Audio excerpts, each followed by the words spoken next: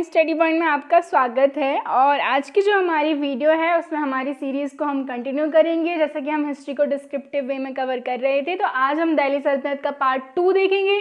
जिसने भी कल का पार्ट नहीं देखा है जाकर के आप देख लीजिए। गुलाम वंश, स्लेव डायनेस्टी सबसे पहले हमने डिस्कस की थी। और आज के टॉपिक में हम दिल्ली सल्तनत का दूसरा जो वंश है, दूसरी जो डायनेस्टी है, दैट इज खिलजी डायनेस्टी, उसको जो है डिस्कस करेंगे। साथ ही साथ क्विज भी सॉल्व करेंगे। सो चलिए, ये कल ही का ओवरव्यू है। ये टाइमलाइन आप देख सकते हैं। दिल्ली सल्तनत 1206 से 1526 तक रही है, जिसमें कल हमने गुलाम वंश डिस्कस कर लिया था, जो कि 1206 से 1290 तक रहा है। इसके बाद आज हम खिलजी वंश डिस्कस करने वाले हैं, जो कि 1290 से 1320 तक रहा है और जिसका टाइम पीरियड सबसे कम रहा है। ओके, तो देखिए, हम बात करें इसके संस्थापक की। इसकी स्थापना किसके द्वारा की गई थी? जलालुद्दीन फिरोज खिलजी के द्वारा इसकी स्थापना की गई थी। हमने कल देखा था कि जो स्लेव डायनेस्टी गुलाम वंश के अंतिम रूलर को इन्होंने मार के और इसकी स्थापना की थी। ठीक है, जलालुद्दीन फिरोज खिलजी की अगर हम बात करें तो 1290 से 1296 तक इन्होंने शासन किया और इसके बाद इनकी हत्या इन्हीं के दामाद कह लीजिए या फिर भतीजा कह लीजिए, अलाउद्दीन खिलजी के द्वारा कर दी गई। बस आपको इतना ही याद रखना है कि जलालुद्दीन फिरोज खिलजी की हत्या किसने की? तो अलाउद्दीन खिलजी ने। ठीक है, अब ये सबसे ब्रॉड टॉपिक है अलाउद्दीन खिलजी, इन्हीं के बारे में हमको बहुत सारा कुछ डिस्कस करना है।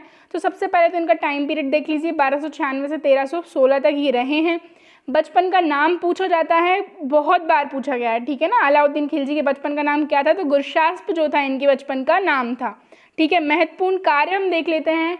स्थायी सेना की नींव रखने वाले और नकद वेतन देने वाले ये पहले शासक थे। ठीक है, हम बात करें घोड़ा दागने की एवं सैनिकों का जो हुलिया है वो लिखने की इन्होंने प्रथा शुरू की थी, ताकि जो भ्रष्टाचार जैसी चीज़ें होती है ना वो ना हो। कोई दूसरे का घोड़ा ले जाके और पैसे ले आता था, इस तरीके की चीज़ें होती थी, तो घोड़े पे दाग लगा दिया जाता था ताकि वही दोबारा वही घोड़ा दिखाकर पैसे ना लिए जाएं। ठीक है, और जो सैनिक होते थे उनका हुलिया लिख लिया जाता था। ठीक है, और हम बात करें बाजार नियंत्रण प्रणाली, मूल्य नियंत्रण प्रणाली दृढ़ता से इनके शासनकाल में लागू की गई थी।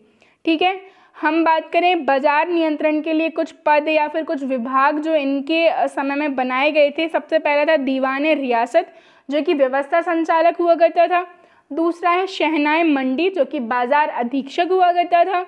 तीसरा वरीद, जो कि निरीक्षक हुआ करता था। और मुनहियान या फिर गुप्तचर, जो कि बाजार की सारी गुप्त सूचनाएं ला करके इनको देता था। ठीक है, हम बात करें कि दक्षिण विजय के लिए जो इनके सरदार थे वो कौन थे? तो मलिक काफूर थे। ठीक है ना, दक्षिण विजय की अगर हम बात करें तो उनके जो सरदार थे वो क्या थे? मलिक काफूर थे। और मलिक काफूर के ही लीडरशिप में दक्षिण में यानी कि डेक्कन में जो जो एक्सपीडिशंस किए गए थे, जो जो अभियान किए गए थे, वो हम देखते हैं। तो यादव किंग थे रामचंद्र, कहाँ के? देवगिरी के, इन पर किया गया एक अभियान। प्रताप रुद्रदेव, ये काकतीय वंश के थे, कहाँ के? वारंगल के। तीसरे हम बात करें तो वीर वल्लाल तृतीय, ठीक है, होयशाला वंश के थे। इनकी राजधानी क्या थी? द्वार समुद्र।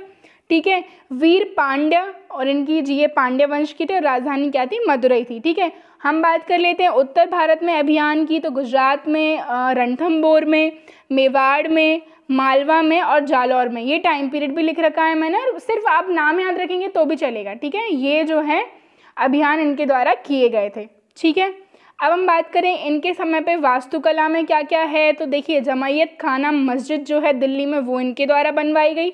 ठीक है, अलाई दरवाज़ा, ठीक है, जिसको इस्लामी वास्तुकला का रत्न बोला जाता है, वो भी इनके द्वारा बनवाया गया। और ये क्या है? प्रवेश द्वार है कुतुब मीनार का।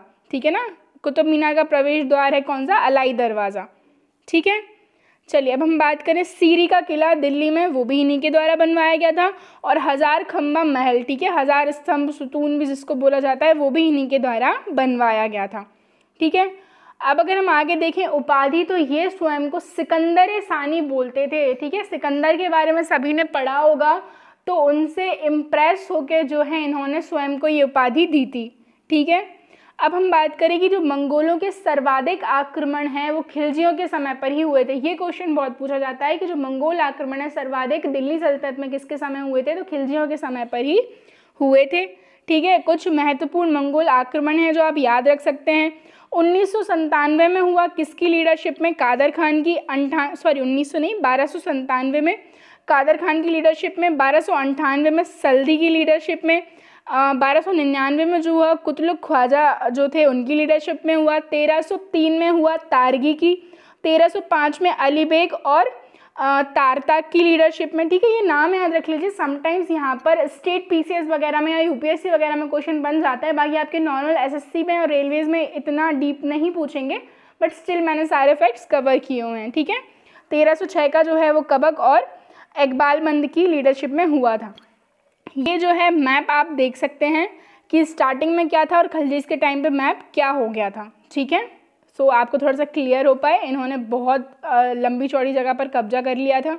ठीक है, अब हम बात करें कि इनके दरबारी कवि थे कौन, अमीर खुसरो, जिनको तोताए हिंद की उपाधि दी गई थी। ठीक है, जो है अमीर खुसरो बहुत टाइम तक रहे हैं दिल्ली सल्तनत में, काफ़ी सारे शासकों के टाइम तक रहे हैं ये, आगे भी हम इनके बारे में डिस्कस करेंगे।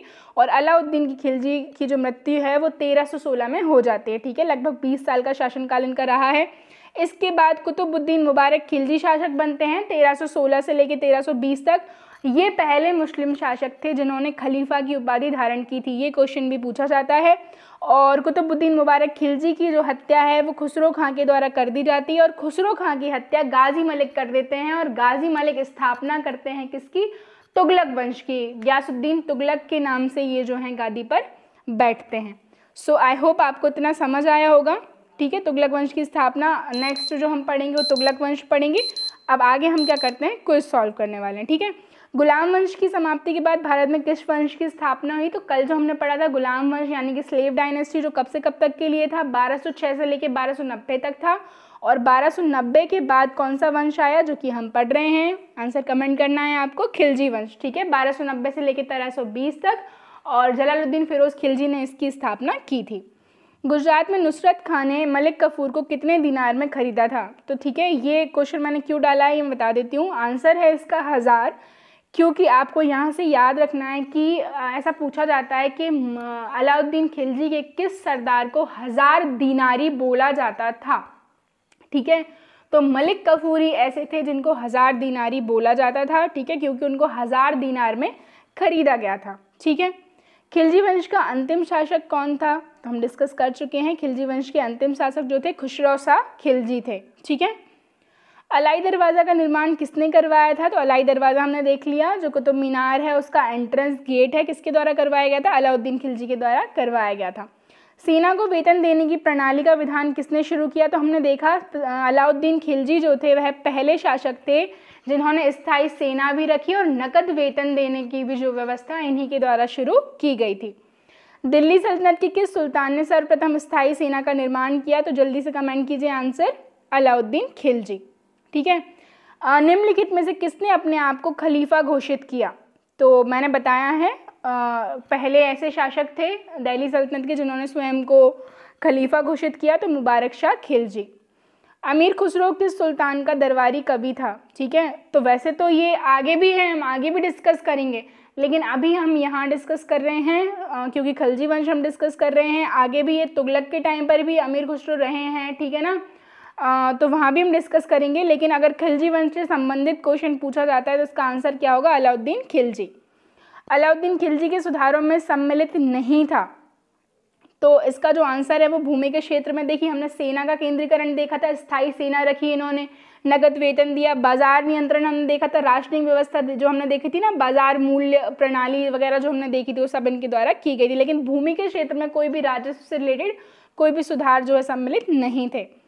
अलाउद्दीन खिलजी का शासन कितने वर्ष का था, तो देखिए 1296 में इन्होंने हत्या कर दी थी जलालुद्दीन फिरोज खिलजी की, और 1316 तक ही रहे थे, तो 20 वर्ष का जो है इनका शासनकाल था। ठीक है, सो गाइज ये हमारी आज की वीडियो थी। वीडियो अगर आपको पसंद आई हो तो प्लीज़ लाइक एंड शेयर ज़रूर करें। Thank you.